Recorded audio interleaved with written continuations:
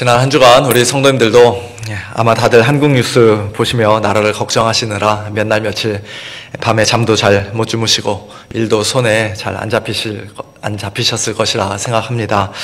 멀리 미국 땅에 살고 있는 우리가 대한민국을 위해 무슨 일을 할 수 있겠습니까마는 그러나 우리가 얼마든지 할 수 있고 또 마땅히 해야 하는 일이 하나 있죠. 그것은 바로 방금 전에 함께 찬송을 불렀던 것처럼 어려운 일 당할 때, 우리가 개인적으로 뿐만 아니라 국가적으로도 어려운 일 당할 때 더욱더 주님을 의지하며 하나님께 간절히 엎드려 기도하는 것이라고 믿습니다. 큰 위기와 혼란 가운데 있는 대한민국 땅에서 궁극적으로 하나님의 뜻이 온전히 이루어지게 해달라고, 온 나라가 하나님의 그 선하신 뜻 안에서 조속히 평안과 안정을 되찾을 수 있게 해달라고, 위정자들이 개인의 어떤 사리사욕이나 불의한 이익을 위해서가 아니라 참으로 나라와 국민을 위해 헌신하며 올바르게 정치하는 자들이 되게 해달라고, 특별히 교회와 성도들이 사회에서 빛과 소금의 역할을 잘 감당하게 해달라고, 우리 모두가 소위 보수, 진보 이런 것들을 떠나서 한마음 한뜻으로 기도해야 할 것입니다. 나라를 걱정하고 염려하는 마음, 또 여러 가지로 복잡한 생각들, 그러나 지금 이 시간에는 하나님 앞에 다 내려놓고 하나님께 다 맡겨드리고, 오늘 우리 교회에게 주시는 하나님의 말씀에 이 시간 다 같이 귀를 기울이기를 원합니다. 오늘 본문은 예수님께서 씨 뿌리는 자의 비유에 이어 몇 가지 다른 비유들로 계속해서 사람들에게 말씀하시는 장면 중에 하나입니다. 먼저 21절과 22절에서 예수님은 소위 등불의 비유를 말씀하셨습니다. 사람이 등불을 가져오는 것은 말 아래에나 평상 아래에 두려 함이냐, 등경 위에 두려 함이 아니냐, 드러내려 하지 않고는 숨긴 것이 없고 나타내려 하지 않고는 감추인 것이 없느니라. 무슨 뜻입니까? 수수께끼 같은 말씀을 하셨는데요. 사람이 등불을 가져오는 것은 말 아래에나 평상 아래에 두어 불빛이 새어나지 못하게 하려는 것이 아니라 등경 위에 두어 불빛이 잘 비춰지도록 하려는 것이라는 그런 뜻이죠. 여기서 말이라는 것은 되로 주고 말로 받는다라는 속담에서의 그 말처럼 곡식을 담아 측정하는 네모난 큰 용기, 아주 큰 그릇을 가리키는 것이고요. 평상이라는 것은 침대 또는 침상을 가리키는 말입니다. 옛날 전기가 없던 시절 방안을 환히 비추기 위해 기름에 적셔진 등불 심지에다가 불을 붙여서 방 안으로 들고 들어오는 그런 장면을 우리가 충분히 머릿속에 그려볼 수가 있는데요. 그 등불을 말 아래에 두거나, 즉 큰 그릇을 거꾸로 뒤집어서 등불을 완전히 덮어버리거나, 또는 침대 아래다가, 어느 분 차가 삐삐거리는 것 같은데요. 침대 아래에다가 등불을 두는 그런 사람이 과연 어디 있겠느냐, 그렇게 하면 방이 어떻게 환히 밝아질 수가 있겠느냐. 당연히 등경 위에, 등잔대 위에, 램프 스탠드 위에 두어야 하지 않겠느냐. 그리고 등불을 그렇게 등경 위에 올려놓아야 방금 전까지만 해도 캄캄해서 잘 보이지 않던 것들이, 숨겨져 있던 것들, 감추어져 있던 것들이 비로소 환히 다 드러내고 분명히 나타나게 되는 법이다 라고 말씀하신 것입니다. 예수님의 모든 비유가 다 그렇듯이 말씀하신 내용 그 자체는 그 당시 사람들이 충분히 쉽게 이해할 수 있는 것이었습니다. 오늘날에도 집이 갑자기 정전이 돼서 촛불을 켜거나 프레쉬를 비춰본 사람이라면 얼마든지 쉽게 이해할 수 있는 그런 말씀이죠. 촛불을 켜서 일부러 그 위에 큰 그릇으로 딱 덮어놓는다든지, 후레쉬를 켰는데 두꺼운 외투 호주머니 속에다가 깊이 넣어놓는다든지, 그런 어리석은 사람은 아마 아무도 없을 것입니다. 사람이 등불을 가져오는 것은, 촛불이나 후레쉬를 켜는 것은 그 불빛을 비추어 결국 숨긴 것을 드러내고 감추인 것을 나타내기 위해서입니다. 전혀 어려운 내용의 말씀이 아닙니다. 그런데 문제는 예수님께서 이 말씀을 사람들에게 도대체 왜 하셨는가 하는 것이에요. 이 비유를 통해 우리에게 주고자 하시는 메시지가 과연 무엇인가 하는 것입니다. 그저 표면상의 의미를 아는 것에 그치는 것이 아니라 그 비유에 담긴 진정한 의미, 영적인 의미를 바르게 알고 깨닫는 것이 너무나도 중요하기에 예수님은 바로 이어 23절에서 들을 귀 있는 자는 들으라 하고 앞에 4장 9절이었었나요? 8절, 9절 하셨던 그 말씀을 다시 한번 반복해서 말씀하십니다. 하나님께서 오늘 저와 여러분에게도 이 비유의 의미를 듣고 깨달을 수 있는 귀를, 들을 수 있는 귀, 들을 귀를 주시기를 간절히 소원합니다.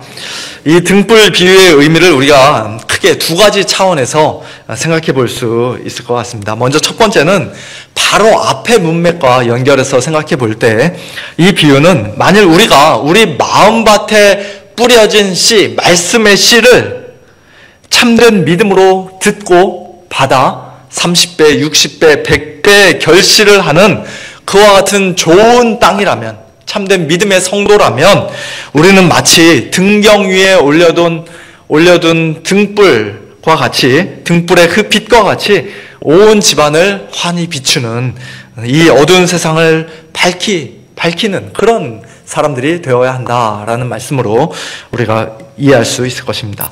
마태복음 5장 산상수훈에서 예수님은 정확히 그런 의미로 말씀하셨습니다. 너희는 세상의 빛이라. 산 위에 있는 동네가 숨겨지지 못할 것이요 사람이 등불을 켜서 말 아래에 두지 아니하고 등경 위에 두나니 이러므로 집안 모든 사람에게 비치느니라. 이같이 너희 빛이 사람 앞에 비치게 하여 그들로 너희 착한 행실을 보고 하늘에 계신 너희 아버지께 영광을 돌리게 하라. 우리 스스로가 등경 위에 놓여진 빛이다. 세상을 밝히는 빛이다. 그렇게 말씀하십니다. 에베소서 5장에서 사도 바울도 비슷한 말씀을 하셨습니다. 너희가 전에는 어둠이더니 이제는 주 안에서 빛이라. 빛의 자녀들처럼 행하라. 빛의 열매는 모든 착함과 의로움과 진실함에 있느니라. 주를 기쁘시게 할 것이 무엇인가 시험하여 보라. 너희는 열매 없는 어둠의 일에 참여하지 말고 도리어 책망하라. 우리가 정말로 회개하고 복음을 참되게 믿은 성도들이라면, 말씀을 듣고 30배, 60배, 100배 결실을 하는 좋은 땅이라면 우리는 반드시 그에 합당한 모습으로, 즉 세상의 빛답게, 주 안에서 빛이요 빛의 자녀가 된 자들답게 이 어두운 세상과 주위 사람들을 향해 빛을 비추며 살아야 한다는 것입니다. 말 아래 갇혀있지 말고, 평상 아래 숨어있지 말고, 열매 없는 어둠의 일에 참여하지도 말고, 오히려 사람들 눈에 잘 보이는 등경 위에 놓여져서 집안 모든 사람에게 우리의 착한 행실의 그 빛을 비추고, 또 모든 착함과 의로움과 진실함이라는 빛의 열매를 풍성히 맺어 주님을 기쁘시게 해드리고, 또 궁극적으로는 하나님께 영광을 올려드리는 그런 복된 저와 여러분, 우리 모두가 될 수 있기를 예수님의 이름으로 축원합니다. 그런데 똑같은 등불의 비유를 말씀하신 마태복음 5장에서는 예수님께서 그와 같은 의미로, 우리가 방금 지금 살펴본 이와 같은 의미로 말씀하신 것이 분명합니다만, 오늘 본문인 마가복음 4장에서는 예수님의 강조점이 조금 살짝 다른 것을 우리가 발견하게 됩니다. 그것이 바로 오늘 이 비유의 또 다른 의미, 두 번째 차원의 의미라고 할 수 있겠는데요.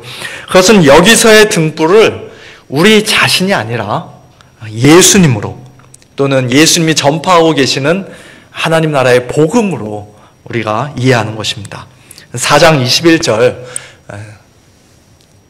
사람이 등불을 가져온다라고 번역한 것은 사실 조금 의역한 것이고요. 약간 의역한 것이고요. 원래는 저 문장의 주어가 사람이 아니라 등불입니다. 사람이란 말은 원래 원어에는 쓰여지지 않았습니다. 등불. 근데 그냥 일반적인 의미로서의 아무 등불이 아니라 그 등불, 정관사가 붙어있는 특정한 등불, 바로 그 등불이 오는 것은, 그 등불이 세상에 들어오게 된 것은 말 아래나 평상 아래 놓여지기 위해서가 아니라 등경 위에 놓여지기 위해서다. 그렇게 원래 되어 있습니다. 지금은 비록 이 세상의 참된 빛으로 이 땅에 온 나의 정체가 아직 대부분의 사람들에게 숨겨져 있지만, 또 내가 너희에게 전파하는 하나님 나라의 비밀이, 십자가와 부활의 복음이 지금은 외인들에게 감춰져 있지만, 그러나 그 모든 것이 곧 만천하에 밝히 드러나고 분명히 나타나게 될 것이다 라는 그런 뜻으로, 예수님께서 그런 뜻으로 말씀하신 것이라고 우리가 이 말씀을 이해할 수 있습니다. 학창시절에 소풍을 가면 재미있게 즐겼던 게임 중에 하나가 보물찾기인데요. 선생님들이 종이 쪽지를 여기저기에 아주 조심스럽게 꼼꼼하게 미리 숨겨두신 것은 그 어느 누구도 절대로 찾지 못하도록 하기 위해서가 아니라 하루 막 1시간이 지나고 2시간이 지나고 하루 종일 찾아도 아무도 못 찾게 하기 위해서가 아니라 열심히 찾고 부지런히 찾는 학생들로 하여금 결국에는 찾아서 많이 찾아서 푸짐한 상품을 받아가게 하려는 것이 그 진짜 목적인 것처럼, 마찬가지로 예수님께서 자신의 정체를 사람들에게 잠깐 숨기시고 하나님 나라의 비밀을 비유로 말씀하시며 외인들에게 감추신 것은 계속해서 영원토록 숨기고 감추시기 위해서가 아니라 들을 귀 있는 자들로 하여금, 즉 예수님의 말씀을 귀 기울여 잘 듣고 참으로 회개하고 복음을 믿는 자들로 하여금 영생의 선물을 받아 풍성히 누리게끔 하시기 위해서라는 것입니다. 지금까지 마가복음 말씀을 통해서 우리가 이미 여러 번 보았던 것처럼 예수님은 많은 병자들을 고치시고 또 수많은 귀신들을 쫓아내시면서도 자신의 정체를 있는 그대로 다 드러내지 않으시고 오히려 숨기시고 감추셨습니다. 소문내지 마라. 귀신들이 예수님 보고 당신은 하나님의 거룩하신 자입니다. 당신은 하나님의 아들입니다. 그러면 조용히 해라. 말하지 마라. 마가복음 9장 변화산 위에서 예수님이 영광스러운 모습으로 변형되어 모세와 엘리야와 더불어 말씀하신 후에 그 산에서 내려오실 때에도 예수님은 인자가 죽은 자 가운데서 살아날 때까지는 너희들이 본 것을 아무에게도 이르지 말라고 제자들에게 경고하셨습니다. 그러나 이 말씀은 거꾸로 뒤집으면 예수님이 십자가에 못 박혀 죽으시고 사흘 만에 다시 살아나신 후에는 그들이 본 것을, 즉 예수님이 참으로 누구이신지를 세상 모든 사람들에게 얼마든지 큰 소리로 말해도 된다는 뜻이죠. 더 이상 숨기지 않아도 괜찮다는 것입니다. 아니, 괜찮은 정도가 아니라 그때가 되면 제자들은 성령의 권능을 받아 예루살렘과 온 유대와 사마리아와 땅끝까지 이르러 예수님의 증인이 될 것입니다. 너희는 온 천하에 다니며 만민에게 복음을 전파하라고 예수님은 부활하신 후에 제자들에게 분명히 명령하셨습니다. 한마디로 참 빛이시요 그 등불로 예수님이 2000년 전 이 땅에 오신 것은 말 아래나 침상 아래에 계속해서 갇혀있기 위해서가 아니라, 하나님 나라의 복음이 계속해서 숨겨져 있기 위해서가 아니라 때가 되면 등경 위에 높여서, 즉 모든 사람이 볼 수 있는 십자가에 높이 들려 못 박혀 죽으시고 부활 승천하셔서 이 어두운 세상을 환하게 비추시고 흑암의 권세에 사로잡혀 있던 우리 죄인들을 구원해 주시기 위해서였던 것입니다. 오늘 저와 여러분은 예수님의 빛이, 영광스러운 복음의 빛이 그렇게 밝히 드러난 시대, 가장 분명히 나타난 시대에 지금 살고 있는 것이에요. 그것이 참 얼마나 감사한 일인지 모르겠습니다. 예수님의 비유는 오늘 우리에게 더 이상 감추어진 수수께끼가 아닙니다. 그러므로 이 세상에 참 빛이 되시는 예수님을 믿는 참된 믿음 안에서, 주 안에서 이제 저와 여러분 역시도 빛의 자녀로서의 그 사명, 세상의 빛으로서의 그 사명 더욱더 힘있게 잘 감당하며 주위 사람들에게 날마다 밝은 빛을 비추고 또 예수 그리스도의 십자가와 부활의 복음, 하나님 나라의 복음 더욱더 힘있게 담대히 증거하는 그런 복된 성도들 다 될 수 있기를 예수님의 이름으로 축원합니다. 이어지는 오늘 본문 24절과 25절에서 예수님은 하나님의 말씀을 듣는 것과 관련해서 한 가지를 더 말씀해 주십니다. 너희가 무엇을 듣는가 스스로 삼가라. 너희의 헤아리는 그 헤아림으로 너희가 헤아림을 받을 것이며 더 받으리니 있는 자는 받을 것이요 없는 자는 그 있는 것까지도 빼앗기리라. 너희가 무엇을 듣는가 스스로 삼가라 는 예수님의 이 말씀으로 오늘 설교 제목을 삼았는데요. 사실 이 말씀은 우리가 무엇을 듣는지 조심해야 한다는 그런 뜻이라기보다는, 즉 우리가 듣는 그 말씀의 내용에 관한 것이라기보다는 그 말씀을 과연 우리가 어떻게 들어야 하는가 하는, 즉 말씀을 듣는 우리의 태도와 자세에 관한 것이라고 할 수 있습니다. 너희가 무엇을 듣는가 스스로 삼가라 하는 이 말씀을 만일 우리가 조심하고 잘 분별해서 들어야 하는 그 말씀의 내용에 관한 것이라고 한다면 우리는 당연히 거짓된 복음이 아니라 참된 복음을, 바른 복음을 들어야 할 것입니다. 디모데후서 4장에서 사도 바울은 때가 이르리니 사람이 바른 교훈을 받지 아니하며 귀가 가려워서 자기의 사욕을 따를 스승을 많이 두고 또 그 귀를 진리에서 돌이켜 허탄한 이야기를 따르리라고 말씀하셨는데요. 오늘날에도 정치나 건강 문제 등에 관해서는 카톡방에 떠도는 이런저런 가짜 뉴스를 매일같이 듣고 철석같이 믿고 어리석게 따르는 사람이 혹시 우리 주변에 있다 할지라도 그 사람의 영혼이 망하기까지 하지는 않습니다만, 그 사람의 영혼이 완전히 망하기까지 하지는 않습니다만, 한국말이 참 어렵습니다. 그러나 복음과 관련해서는 그렇지 않죠. 복음은 가짜 뉴스 믿고 따라가면 가짜 복음을 진짜 복음처럼 철석같이 믿고 따라가면 그것은 그냥 좀 창피를 당하고 잘못된 판단을 하고 좀 이런저런 실수를 하는 겨우 그 정도가 아니라 영원한 멸망을, 영원한 심판을 받게 되는 무서운 결과를 초래하게 됩니다. 사람들이 만일 바른 교훈이 아닌, 진리의 복음이 아닌 그저 자기의 가려운 귀를 살살 긁어주는 온갖 허탄한 이야기와 또 마음의 욕심을 부추겨주고 정당화시켜주는 거짓된 복음에 귀를 기울이고 그런 말들을 철석같이 믿고 따른다면 그 결과는 돌이킬 수 없는 영원한 멸망이요 무서운 형벌인 것입니다. 그런 면에서 우리가 무엇을 듣는가 스스로 삼가는 것은 굉장히 중요한 일임에 틀림이 없습니다.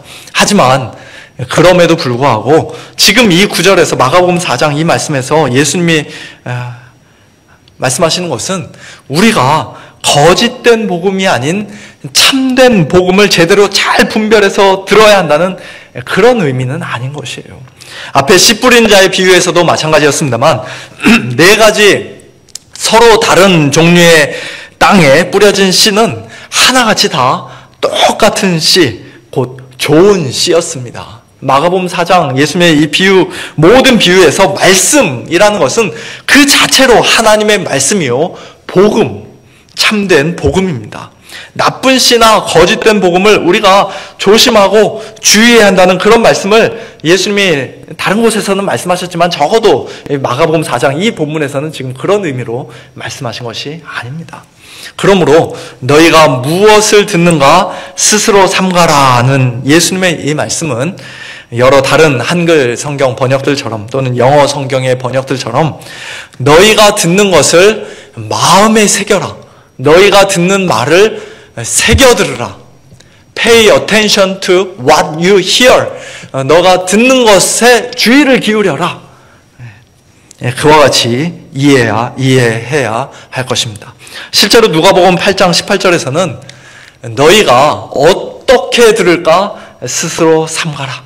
주의해라. 조심해라. 그렇게 말씀하셨습니다. 말씀을 주의 깊게 잘 듣고 마음에 깊이 새겨야 한다는 것입니다. 주의 깊게 잘 듣는 것이 왜 그렇게 중요합니까? 누구든지 있는 자는 받겠고 없는 자는 그 있는 줄로 아는 것까지도 빼앗기리라고 누가복음 8장에서는 말씀합니다. 그 똑같은 말씀을 오늘 마가복음 4장에서는 너희가 무엇을 듣는가 스스로 삼가라.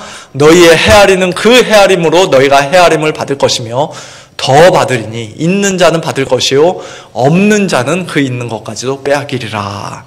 그렇게 말씀하신 것입니다. 여기서 너희의 헤아리는 그 헤아림으로 너희가 헤아림을 받을 것이다 라는 말씀이 마태복음 7장과 누가복음 6장에도 기록되어 있는데요. 거기서는 우리가 다른 사람들을 함부로 비판하지 말고 오히려 용서해주고 후히 주어야 한다. 그러면 하나님께서도 우리를 그와 같이 대해 주실 것이다 라는 의미로 예수님께서 말씀하셨지만, 여기 마가복음 4장에서는 말씀을 듣는 우리의 마음 자세와 관련하여 예수님이 지금 말씀하고 계십니다.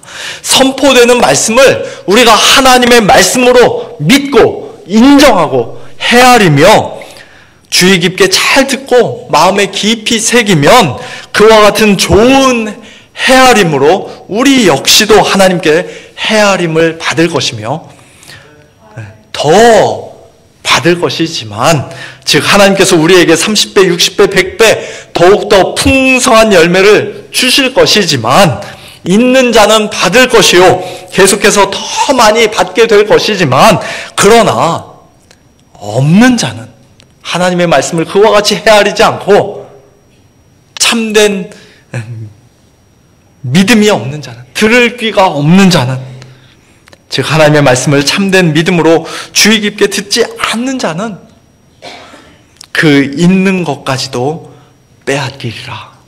아까 누가복음 8장에서는 그 있는 줄로 아는 것까지도 빼앗기리라. 분명히 있다고 나는 생각했었는데 착각했어. 그러나 실제로는 없는 그런 것들까지도 다 빼앗기게 된다는 것입니다. 무엇을 어떻게 빼앗깁니까? 길가에 말씀의 씨가 뿌려졌지만 새가 와서 곧 먹어버리고 사탄이 즉시 빼앗아가는 것처럼 하나님의 말씀을 빼앗깁니다. 돌밭에서는 말씀을 즉시 기쁨으로 받고 싹이 올라왔지만 그 속에 뿌리가 없으므로 말씀으로 인한 환난과 박해라는 뜨거운 햇볕이 내리칠 때 곧 타서 말라 비틀어 버립니다. 가시떨기에서는 싹이 나고 뿌리도 어느 정도 깊이 내려갔지만 세상의 염려와 재물의 유혹과 기타 욕심이라는 무성한 가시에 그 기운이 막혀 그만 질식해버리고 결국 아무런 열매도 맺지 못합니다. 자기는 당연히 믿음이 있다고 구원받은 참된 성도라고 생각했지만 실제로는 완전히 다 착각이었던 것이에요. 아니었던 것입니다. 그래서 결국에는 하나도 남김없이 다 빼앗기고 없어지게 된다는 것입니다.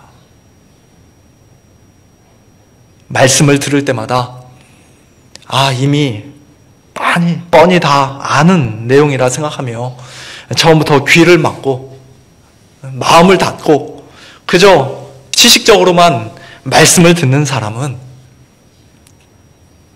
또는 나에게 기쁨과 감동을 주는 말씀만 여기저기 쫓아다니며 찾아다니며 그저 얄팍하게 감정적으로만 말씀을 듣는 사람은, 또는 세상의 염려와 재물의 유혹과 기타 욕심이 가득한 마음으로 늘 딴 생각하며 말씀을 듣는 사람은, 그런 식으로 하나님의 말씀에 전혀 주의를 기울이지 않고 말씀을 마음에 깊이 새기지 않은 채 그저 습관적으로 형식적으로 위선적으로 말씀을 듣는 사람은 시간이 지나면 지날수록 그 마음이 오히려 점점 더 무감각해지고 딱딱하게 굳어지고 냉랭해지고 교만해지고 탐욕스러워지고 마치 바리새인처럼 점점 더 자기 의로 가득 차서 다른 사람들을 늘 정죄하는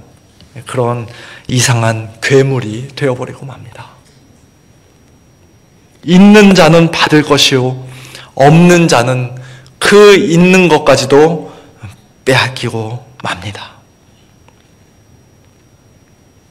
있는 자는 받고 없는 자는 있는 것까지도 빼앗기는 이런 부익부, 빈익빈 현상이 경제적으로는 또는 사회적으로는 별로 그렇게 좋은 일이 아니겠습니다만, 그러나 성경에서는 그것이 분명한 영적인 원리라고, 우리의 영적인 상태에 있어서는 그렇다고 말씀하십니다. 마태복음 25장 달란트 비유에서도 주인에게 받았던 한 달란트를 그저 땅에 묻어 놓았던 악하고 게으른 종에게서 주인이 마지막 결산의 날 그 한 달란트를 다시 빼서 10달란트 가진 자에게 주면서 똑같은 말을 합니다. 무릇 있는 자는 받아 풍족하게 되고 없는 자는 그 있는 것까지 빼앗기리라. 사랑하는 성도 여러분, 오늘 우리가 말씀을 어떻게 듣는가 하는 것은 너무너무 중요한 일입니다.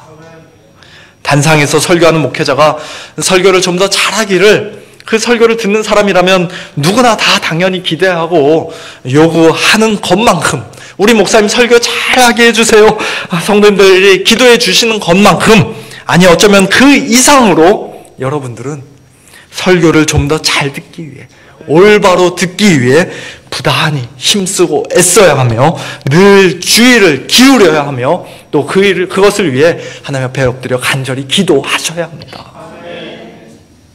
하나님의 말씀을 듣고 또 듣고 계속 들어도 삶 속에서 전혀 빛을 발하지 못하고 아무런 열매를 맺지 못하고 있다면 그것은 설교자가 거짓된 복음을 전하고 있거나, 아니면 설교자는 참된 복음을 바르게 전하고 있는데 듣는 사람이 참된 믿음으로 말씀을 듣는 것이 아니거나, 그 둘 중에 하나라고 할 수 있을 것입니다. 만일 후자라면 우리는 지금 그 상태 그대로, 지금 이 상태 그대로 그냥 멈춰 있는 것이 아니라, 영적인 중립 상태에 가만히 놓여 있는 것이 아니라 점점 더 악화가 되어서 지금 현재 우리에게 있는 것까지도, 아니 있는 줄로 알았던 것까지도 결국에는 다 빼앗기고 말 날이 올 것입니다. 그래서 너희가 무엇을 듣는가 스스로 삼가라. 너희가 어떻게 들을까 스스로 삼가라. 예수님께서 말씀하신 것이에요. 설교를 듣는다는 것은 결코 가벼운 일이 아니라는 것입니다. 설거지하면서 물론 그냥 연예 프로그램이나 드라마 보는 것보다 설교 말씀을 들으면서 하면 훨씬 더 좋은 일이라고 할 수 있겠습니다만, 그러나 그냥 마치 드라마를 보듯이, 연예 프로를 보듯이 설교 틀어놓고 있다가 또 다른 일 생기면 그냥 끄고 오며 가며 그냥 아무 생각 없이 머리는 딴 생각하면서 귀만 열어놓고 설교를 듣는 그런 수준으로 우리가 하나님의 말씀을 받아서는 안 됩니다. 마지막으로 설교를 듣는 성도의 책임과 태도에 관한 내용을 다루고 있는 웨스트민스터 대요리 문답 160번을 우리가 함께 살펴보고 이제 오늘 말씀을 맺고자 합니다. 거기서 이렇게 질문합니다. 설교 말씀을 듣는 자들에게 요구되는 것은 무엇인가? 설교 말씀을 듣는 자들에게 무엇이 요구됩니까? 우리 성도님들뿐만 아니라 저 역시도 설교를 하기도 하지만 설교를 듣는 자인데요. 설교 듣는 자로서 우리에게 무엇이 요구됩니까? 우리가 어떻게 들어야 합니까? 설교 말씀을 듣는 자들에게 요구되는 것은 그렇게 답을 하고 있는데요. 어떻게 들어야 하는지 계속 이어서 우리 한 목소리로 함께 읽어보겠습니다. 부지런함과 준비와 기도로 설교 말씀을 경청하며 들을 바를 성경으로 살피며 믿음과 사랑과 온유함과 준비된 마음으로 진리를 하나님의 말씀으로 받아들이며 그것을 묵상하고 의논하며 그들의 마음속에 저장하며 그들의 생활에서 그 말씀의 열매를 맺어야 한다. 아멘. 예배 시간에 강단에서 선포되는 말씀은 성례와 기도와 더불어 하나님께서 주님의 몸된 교회에게, 하나님의 택함 받은 자들에게 은혜의 방편으로 주신 귀한 선물입니다. 하나님의 은혜가, 그리스도의 중보자로서의 혜택이 하늘에서 우리에게 그냥 뚝 떨어지는 그런 방식으로 하나님께서 일하시는 것이 아니라, 부족하지만 하나님께서 부르시고 세우신 설교자의 입에서 하나님의 말씀이, 참된 복음이 은혜의 방편으로 강단에서 선포될 때, 그 말씀과 더불어 성령님이 능력으로 역사하셔서 우리로 하여금 죄를 깨닫게 하시고 하나님 앞에 진심으로 회개하게 하십니다. 예수님만이 우리의 죄인들의 유일한 소망이심을 우리로 하여금 깨닫게 하시고 그리스도께 믿음으로, 참된 믿음으로 나아가게 하십니다. 점점 더 예수님의 형상을 닮아가게 하시고 그 뜻에 겸손히 복종하게 하십니다. 우리의 믿음이 더욱더 경건해지고 우리의 속사람이 날로 새로워져서 사망에 이르는 죄와 큰 유혹에 빠지지 않도록, 또 심각한 부패와 절망적인 낙심에 빠지지 않도록 우리를 붙들어 주십니다. 날마다 영적인 싸움을 하게 하시고 또 모든 일에 믿음으로, 하나님의 사랑으로 넉넉히 이기도록 하십니다. 하나님께서 우리에게 선물로 주시는 구원의 모든 은혜가 이처럼 하나님께서 정하신 은혜의 방편을 통해 기도와 말씀과 성례와 기도라는 그 은혜의 방편을 통해, 특별히 오늘 우리가 함께 살펴본 이 말씀을 통해 우리에게 전달되기 때문에 설교 말씀을 들을 때 우리는 부지런함과 준비와 기도로 설교 말씀을 경청하며 들은 바를 성경으로 살피며 정말 그런가 확인해보며 믿음과 사랑과 온유함과 준비된 마음으로 진리를 하나님의 말씀으로 받아들이며 그것을 묵상하고 의논하며, 이따가 식사하시면서도 그냥 뭐 이런저런 다른 얘기보다 하나님의 말씀, 우리가 어떻게 들을 것인가, 하나님의 말씀이 오늘 나에게 어떻게 은혜가 되었는가 나누시고 의논하시고 우리 마음속에 저장하며 깊이 새기며 우리의 생활에서 그 말씀의 열매를 맺어야 하는 것이에요. 오늘도 우리가 또 하나님의 말씀을 들었습니다. 하나님의 말씀을 들을 때마다 하나님의 은혜를 간구하고 성령의 역사하심을 기대하는 가운데 바로 이와 같은 마음 자세로, 착한 마음으로 말씀을 잘 들어 30배, 60배, 100배의 결실을 풍성하게 맺는, 그래서 결국에는 하나님께 모든 영광 올려드리는 복된 저와 여러분, 우리 모두가 될 수 있기를 예수님의 이름으로 축원합니다.